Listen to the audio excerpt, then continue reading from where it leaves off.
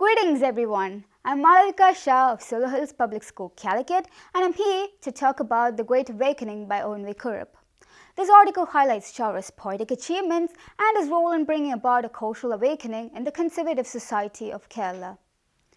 Father Kuryakos alias Chavara is a revered priest, a great soul, and a social-cultural activist venerated as a saint.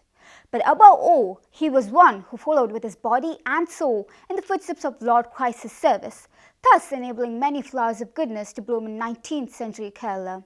Although he's distant from us physically, his radiant spiritual presence continues to inspire and cannot be erased from our memories and thoughts. I'm highly honored and privileged to be invited to make this memorable speech in honor of this legendary visionary. It might appear to be an effortless task to give a talk about a person born at the dawn of 19th century and who has passed before its close. But while considering the great distances that this visionary has traversed in a short span of 65 years and 326 days, one's mind cannot but prostrate as if before a boundless ocean. Nature affords a consoling justification that each can only do as much as his or her capabilities allow. We, the humble humans, cannot fathom the great ocean, and hence we are unable to unravel the great mysteries of the ocean. For instance, once while we were on a visit to the beach, one of my grandchildren took a handful of seawater and exclaimed, "Oh, Grandpa, cup the sea." Was it true? A handful of seawater can never be the sea. However, his declaration was not wrong, because that small quantity of water is also of the sea. We never think of drying up the sea, emptying it its last drop. We may step in it, play in it, but we cannot but wonder at its depth. This is my humble effort to gather as much as my palms can hold from the great ocean, that is, from the life of Chavara. The last decades of the 19th century are generally viewed by historians as the era of revival in India.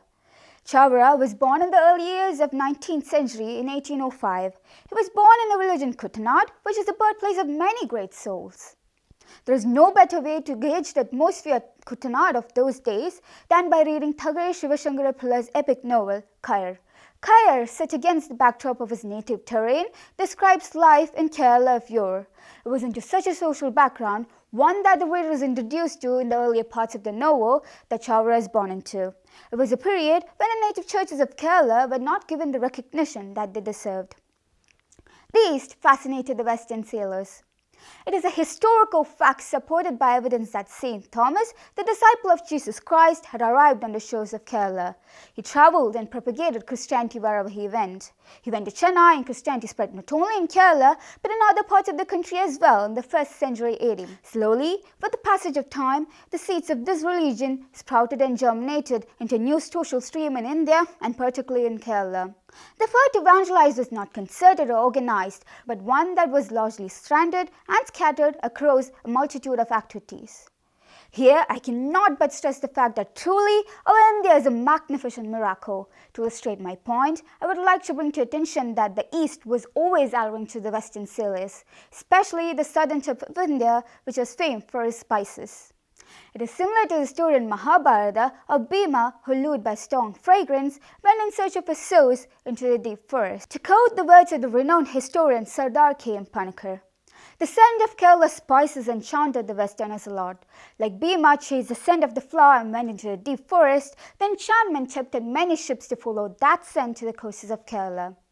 A point worth pondering is that though some of these sailors went as far as the coasts of Africa, they were not received in the same manner as Gama and his men were when they anchored at Kapat in 1498, though Gama had the hidden intention of colonization of India.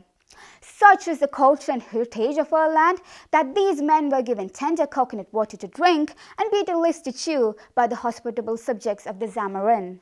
In contrast, natives of Africa, perched atop trees, welcomed these Western sailors with arrows, shouting that they hated them and that they were enemies. Combat was the only way to challenge this antagonism. St. Thomas was different from Gama. The latter came here to spread the spiritual fragrance inside him and not to take spices without paying the levy. He who came here to spread the fragrance of his faith also admired the scents of his land. He came and lived here in Kerala with a noble and lofty approach. Christianity grew here as a continuum of a spiritual plan through a policy of give and take. the glowing period. I venerate the saintly Chavara as the most luminous star in this southernmost state of India into 19th century AD, which was considered a shining period for the growth of Christianity in Kerala. Before embarking on his mission, Chavara sensitized himself to the prevailing social fabric and was familiar with the pulses of the time. In Kuttanad, he came across the masses who toiled in soil and slush, the poorest of poor, who, though known to the society as Hindus, did not have the right to touch or watch anything remotely associated with the Hindutva culture. They constituted the lowest strata, were the largest in number, and were denied the right to acquire or learn knowledge. All the wisdom of a great culture was hijacked and monopolized by a handful of people who performed the Upanayana and who were the Upavita. The four-pronged division of society was justified on the ground that it was a convenient tool for allocation of occupations. Only Brahmins were believed to be capable of the spiritual feeling of, "Oh, great universe." This privilege was denied to everyone else. The use of weapons was restricted to Kshatriyas. The Vaishyas were comparatively weak. They were a class subordinate to the upper classes. Finally, the Shudras were confined to manual labor. Such was the nature of the social fabric that existed in this land before. Some men who came from the West tried to break this wall of conventionalism and spread the light of modernity. The contributions of these Westerners in this respect deserve notice regardless of their colonial ambitions. We read in history that Chavara had started a Sanskrit school at Malayalam in 1846, which admitted students of untouchable segments also. We should also remember that our own Mahakavi Kumar and Ashan had to go to Bangalore and Kolkata to pursue his higher education, as Kerala did not have such institutions. The Renaissance poet of Kerala completed his Sanskrit education in the Hindu College of Kolkata. The social psyche of this land in those days was not matured enough to let the Avarnas learn Sanskrit too. At best, they could gain basic education from the local traditional teachers, also called Ashans. It was into such a setting that Chavara had started the school and admitted the Avarnas too. However, the school offered only primary level of education, and for those who wanted in-depth learning, the road was still blocked. Once, two other associates and I had visited Kolkata as representatives of the Kerala Sahitya Academy. There, we wanted to visit the Hindu college. Here, Hindu meant Indian. Since the college was open specifically for Indian people, it was called the Hindu College. The Indian languages are given more prominence than the English language, and the college today continues to provide opportunities for comprehensive learning in subjects like Indian philosophy, Indian Sanskrit, Bali Sanskrit, etc. When we reached the portico, we touched the earth in deep veneration. Our hostess was surprised to see admiration. They had no idea of the deep veneration we had in our mind for the institution that our Mahakavi got into despite all the odds. It is with the same depth of veneration and state of mind that I approach the sacred memory of Chavara, who was a great social reformer. The society here had placed impediments even for a person of stature of Kumar and Ashan. Chavara was born in 1805 at the dawn of 19th century on the shores of Kuttanad before Kumar and Ashan, in a land enveloped by darkness and divided by narrow social barriers. He left this world when he had lived a little more than just half a human lifespan. The multitude of services that he rendered is what make him transcend time. Chavara had no other primary schooling other than what he had gained from the local traditional teachers, also called Ashan. I do not know how deep his knowledge in Sanskrit was, but I do remember that he had a keen interest in the subject. Whatever he knew added strength to his versatility in languages. From what I remember, he knew Tamil, Italian, Latin, Portuguese, and Syriac, and that at the fag end of his life, he was striving to learn Spanish.